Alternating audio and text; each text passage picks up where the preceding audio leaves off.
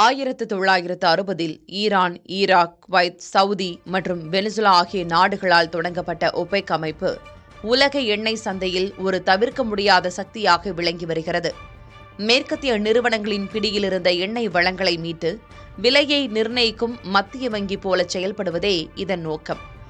உலக கச்சா எண்ணெய் உற்பத்தியில் 40 விழுக்காடும் எண்ணெய் இருப்பில் 80 விழுக்காட்டையும் கொண்டுள்ள இவ்வமைப்பிலிருந்து அமீரகம் விலகுவது பெரும் அதிர்வலையை ஏற்படுத்தியுள்ளது.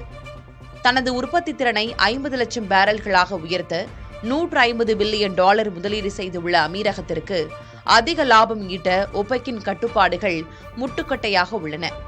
எண்ணெய் பொருளாதாரத்திலிருந்து விலகி தொழில்நுட்பம் மற்றும் சுற்றுலா சார்ந்த பொருளாதாரமாக மாற அதிக நிதி தேவைப்படுவதால் தடையின்றி எண்ணெயை விற்க ஒபெக் அமைப்பின் கட்டுப்பாடுகளிலிருந்து விடுபட அமீரகம் துணிந்துள்ளது.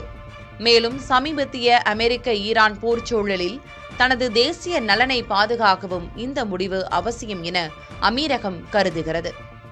ஒப்பெக்கிலிருந்து அமீரகம் விலகுவதால் சர்வதேச சந்தையில் கச்சா எண்ணெய் விலை குறையும் என எதிர்பார்க்கப்படுகிறது.